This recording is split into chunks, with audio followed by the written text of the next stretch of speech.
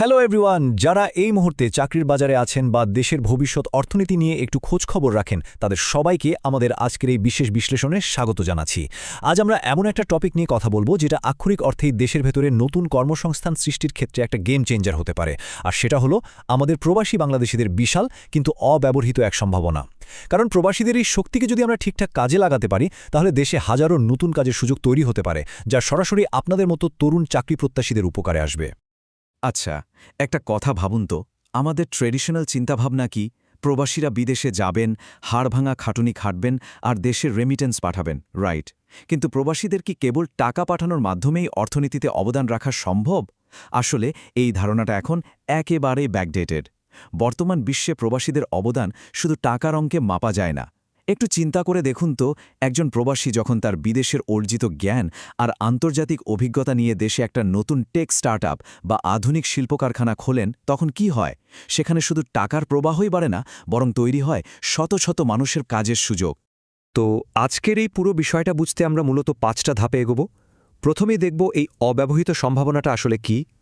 এরপর বিশেষজ্ঞদের প্রস্তাবিত পিআইই বা পিআইই ফ্রেমওয়ার্ক।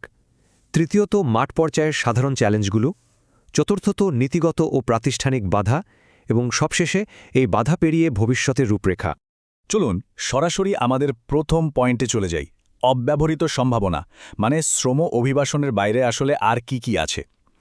রেমিটেন্স তো অবশ্যই অর্থনীতির বড় একটা পিলার, এতে কোনো সন্দেহ নেই।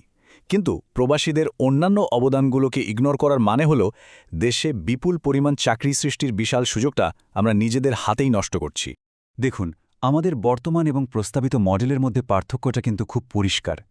এখনকার সরকারি কাঠামো মূলত শ্রম, অভিবাসী আর সাধারণ বৈদেশিক কর্মসংস্থান নিয়ে পড়ে আছে। কিন্তু প্রস্তাবিত মডেলে বৃহত্তর ডায়াসপরার সম্পদ, বিনিয়োগ এবং তাদের এক্সপার্ট নলেজকে যুক্ত করার কথা বলা হচ্ছে।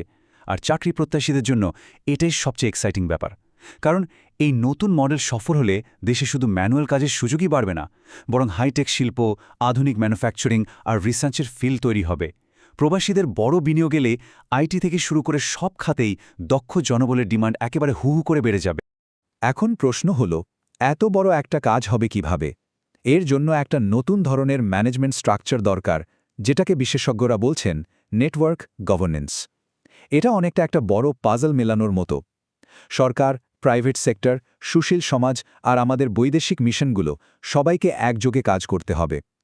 সহজ কথায়, প্রবাসীদের টাকায় যদি দেশে একটা বড় হাইটেক পার্ক করতে হয়, তাহলে জমি বরাদ্দ থেকে শুরু করে লিগ্যাল অ্যাপ্রুভাল আর লোকবল নিয়োগ সবকিছু একসাথে সামলাতে একাধিক সংস্থাকে এক টেবিলে বসতেই হবে। একা কোনো মন্ত্রণালয়ের পক্ষে এটা করা ইম্পসিবল। তো প্র্যাকটিক্যালি এটা কিভাবে কাজ করবে? চলুন আমাদের দ্বিতীয় অংশ পিআইই বা পাই ফ্রেমওয়ার্কের 3 স্তম্ভের কৌশলটা একটু বুঝে নিই। বিশেষজ্ঞরা খুব সুন্দর একটা ফ্রেমওয়ার্ক দিয়েছেন, যার 3টা অত্যন্ত গুরুত্বপূর্ণ পিলার আছে। প্রথমটা হলো ফিলান্থ্রপি বা দাতব্য, যেমন ধরুন প্রবাসীদের ফান্ডিংয়ে অত্যাধুনিক হাসপাতাল বা স্কুল তৈরি হওয়া, যা লোকাল পর্যায়ে কাজের সুযোগ দেয়। দ্বিতীয়টা হলো ইনভেস্টমেন্ট বা বিনিয়োগ, আর ঠিক এখানেই চাকরি প্রত্যাশীদের জন্য সবচেয়ে বড় সুযোগটা লুকিয়ে আছে। প্রবাসীরা যখন দেশে কোনো কারখানা বা আইটি ফার্মে সরাসরি ইনভেস্ট করবেন, তখন ইকোনমিক গ্রোথের সাথে সাথে হাজারো তরুণের চাকরি হবে। আর তৃতীয়টা হলো এক্সপার্ট এঙ্গেজমেন্ট। সিলিকন ভ্যালিতে কাজ করা একজন বাংলাদেশি ইঞ্জিনিয়ার যদি দেশের কোনো ভার্সিটিতে তার নলেজ শেয়ার করেন, তাহলে আমাদের তরুণরাও কিন্তু ওয়ার্ল্ড ক্লাস জবের জন্য রেডি হতে পারবে। তবে সবচেয়ে ক্রুশিয়াল পার্ট হল সঠিক কোঅর্ডিনেশন। এই পিআই ফ্রেমওয়ার্কের প্রতিটি পিলারের জন্য আলাদা আলাদা পার্টনার দরকার। ফিলান্থ্রপির জন্য লোকাল গভর্নমেন্ট বা সমাজকল্যাণ মন্ত্রণালয় যেমন লাগবে, ইনভেস্টমেন্টের জন্য এনবিআর বা বিনিয়োগ উন্নয়ন কর্তৃপক্ষের সাপোর্ট কিন্তু 100% মাস্ট। একইভাবে এক্সপার্ট এনগেজমেন্টের জন্য শিক্ষা মন্ত্রণালয় আর ইউজিসিকে একসাথে কাজ করতে হবে। এই লজিক্যাল ফ্লো বা সমন্বয় ছাড়া ইনভেস্টমেন্ট আসবে না। আর যদি এনবিআর ঠিকমতো কাজ না করে প্রবাসীদের বিনিয়োগ আটকে দেয়, তার মানে হলো নতুন কারখানা হবে না। আর সোজা কথায়, চাকরি প্রত্যাশীদের জন্য নতুন চাকরির দরজাটাও ওখানে ধপাস করে বন্ধ হয়ে যাবে। শুনতে খুব চমৎকার লাগছে, তাই না? কিন্তু রিয়ালিটি হলো গ্রাউন্ড লেভেলে বেশ কিছু জটিলতা আছে। আমাদের তৃতীয় অংশে আমরা এই সাধারণ সম্পৃক্তকরণের চ্যালেঞ্জ বা মাঠ পর্যায়ের বাধাগুলো দেখব। বাস্তবে কাজ করতে গেলে মূলত 3টা বড় বাধার মুখে পড়তে হয়। প্রথমত, আমাদের কোনো নির্ভরযোগ্য অনলাইন ডেটাবেজ নেই। কার কি স্কিল আছে বা কে ইনভেস্ট করতে চান সেটাই আমরা জানি না।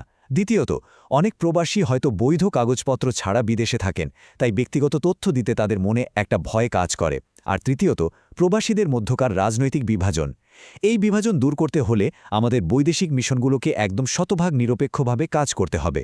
মিশনগুলো যদি পলিটিক্যালি বায়াস না হয়ে একটা আস্থার পরিবেশ তৈরি করতে পারে, কেবল তখনই প্রবাসীদের এই বিশাল বিনিয়োগ দেশে আসতে শুরু করবে। মাঠ পর্যায়ের বাধার পাশাপাশি কিন্তু সিস্টেম বা পলিসি লেভেলেও কিছু সিরিয়াস বটলনেক আছে। চলুন চতুর্থ অংশে নীতিগত ও প্রাতিষ্ঠানিক বাধাগুলো একটু দেখে নিই। আমাদের পলিসিগুলো আসলে এখনও সেই পুরনো লেবার মাইগ্রেশনের ভেতরেই আটকে আছে। নতুন কোনো কাজ করতে গেলে মন্ত্রণালয়গুলোর ভেতর শুরু হয় প্রশাসনিক জটিলতা, মানে যাকে বলে রেড টেপ। তাছাড়া একজন প্রবাসী কেন দেশে টাকা দেবেন যদি তিনি নাই জানেন তার টাকা কোথায় যাচ্ছে? তাদের ভরসা অর্জনের জন্য স্বচ্ছ প্রকল্প তালিকা আর স্পেশালাইজড ফান্ড ম্যানেজমেন্ট থাকাটা একদম মাস্ট। আধুনিক অনলাইন ট্র্যাকিং ছাড়া এই ট্রাস্ট কখনোই বিল্ড আপ হবে না। আর একটা স্বচ্ছ সিস্টেমের অভাব মানেই হলো প্রবাসী ইনভেস্টররা সাহস পাবেন না, প্রজেক্ট হবে না, আর যে 10 জন তরুণের সেখানে চাকরি হওয়ার কথা ছিল তাদের বেকারি থেকে যেতে হবে। এই বিষয়টা খুব ইন্টারেস্টিং। মূল প্রবন্ধের একটা পর্যবেক্ষণ বলছে, প্রবাসী কল্যাণ মন্ত্রণালয় এমনিতেই সাধারণ শ্রম অভিবাসীদের পাসপোর্ট, ভিসা আর নানা প্রশাসনিক সমস্যা নিয়ে এত বেশি ব্যস্ত থাকে যে তাদের পক্ষে নতুন করে এই বিশাল ইনভেস্টমেন্ট সামলানো প্রায় অসম্ভব। চাকরি প্রত্যাশীদের এই রিয়ালিটিটা বোঝা দরকার। যে মন্ত্রণালয় সারাক্ষণ বেসিক জিনিসপত্র নিয়ে হিমশিম খাচ্ছে, তাদের ঘাড়ে ম্যাক্রো লেভেলের ইনভেস্টমেন্ট আর কর্মসংস্থান সৃষ্টির দায়িত্ব দিলে তা কতটা কাজ করবে? এই প্রাতিষ্ঠানিক দুর্বলতাই আসলে নতুন চাকরির বাজার তৈরির পথে অনেক বড় একটা দেয়াল হয়ে দাঁড়িয়েছে। তাহলে এই দেয়াল ভাঙার উপায় কি? একদম শেষ অংশে এসে আমরা এই ভবিষ্যতের রূপরেখা বা সমাধানের পথটা খুঁজব। এই সিস্টেমিক বটলনেকগুলো পার হতে বিশেষজ্ঞরা মূলত 3টা ক্লিয়ার স্টেপস বা ধাপের কথা বলেছেন। প্রথম ধাপে সরাসরি প্রধানমন্ত্রীর নেতৃত্বে একটা জাতীয় প্ল্যাটফর্ম গঠন করতে হবে। টপ লেভেল থেকে পুশ না থাকলে এই আন্তঃমন্ত্রণালয় জটিলতা কখনোই মিটবে না। দ্বিতীয় ধাপে ইআরডি বা অর্থনৈতিক সম্পর্ক বিভাগের অধীনে একটা স্পেশাল প্রজেক্ট ইমপ্লিমেন্টেশন ইউনিট বা পিআইইউ খুলতে হবে। আর তৃতীয়ত, আধুনিক ডেটাবেস, অনলাইন প্রজেক্ট ট্র্যাকিং আর দূতাবাসের মাধ্যমে প্রবাসীদের সাথে নিয়মিত যোগাযোগ করে আস্থা ফেরাতে হবে। যখন এই ম্যাক্রো পলিসিগুলো কাজ করা শুরু করবে, লাল ফেতার দৌরাত্ম্য কমবে, তখন দেখবেন দেশীয় কর্মসংস্থানের সুযোগ কিভাবে জাদুকরীভাবে বাড়তে থাকে।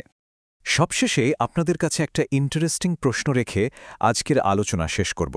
যদি আসলেই এই কাঠামোগত বাধাগুলো দূর করা যায়, তাহলে প্রবাসীদের এই সম্পৃক্তীকরণ কত দ্রুত আমাদের কর্মসংস্থান আর গোটা অর্থনীতিকে বদলে দিতে পারে বলে আপনার মনে হয়? শুধু রেমিটেন্সের উপর নির্ভর না করে প্রবাসীদের মেধা ও বিনিয়োগ যদি দেশে আসে, তবে চাকরি প্রত্যাশী তরুণদের জন্য এটা এক অভাবনীয় সুযোগ তৈরি করবে। যারা চাকরির জন্য হন্য হয়ে ঘুরছেন, তাদের জন্য এই পলিসি শিফট হতে পারে এক বিশাল আশীর্বাদ। আশা করছি এই অব্যবহৃত সম্ভাবনাটা নিয়ে আজকের এই বিশ্লেষণ আপনাদের নতুন করে ভাবতে সাহায্য করবে।